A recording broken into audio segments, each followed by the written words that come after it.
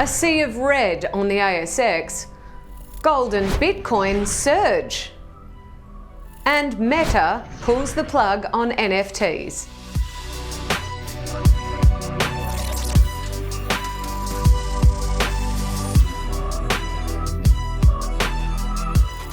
Welcome to Trading Up, a collaboration by the West Australian and Grapher. I'm Heidi Cuthbert. This episode is brought to you by Stake, Australia's most recommended broker. The ASX has almost completely unwound the gains made so far this year. The fallout from the collapse of Silicon Valley Bank is sounding alarm bells that it could mean GFC Mark II. If we are indeed on the cusp of another GFC, who hurts the most first? The smaller banks. We've seen the likes of Bank of Queensland, Bendigo and Suncorp Bank all deep into the red today. And when fear and volatility grip markets, investors tend to go where it's safe: gold. The Aussie gold producers have surged for the second day in a row now. And it's not just gold, so-called digital gold, also known as Bitcoin. Well, that's been taking off.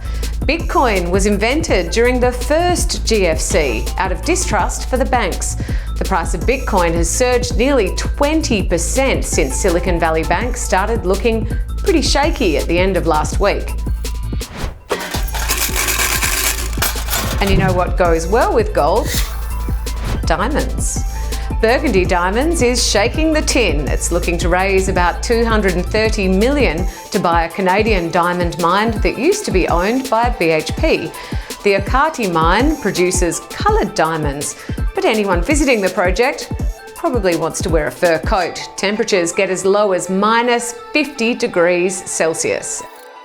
Meanwhile, things are heating up for SEZZLE. The buy now, pay later company has revealed plans to list on the Nasdaq.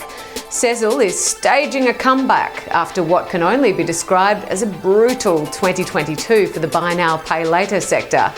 And where better to stage a comeback tour, well, than the United States.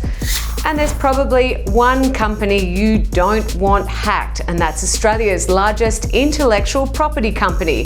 IPH is worth almost $2 billion, and it doesn't only manage the IP for Australian companies, it also works with Fortune Global 500 companies and major brands, and it's put its shares in a trading halt while it assesses the damage.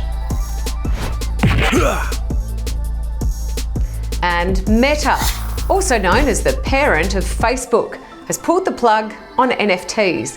For anyone that doesn't know what an NFT is, it's a non-fungible token that you can buy with crypto.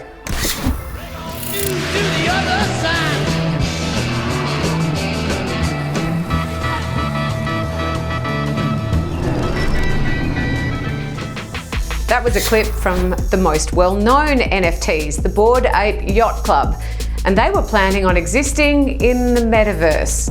NFTs go with the metaverse like peas and carrots, so the big question is, what does this move mean for Mark Zuckerberg's vision for the metaverse?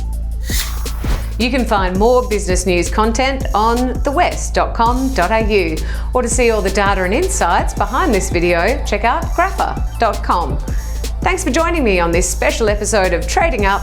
I'm Heidi Cuthbert. See you next time.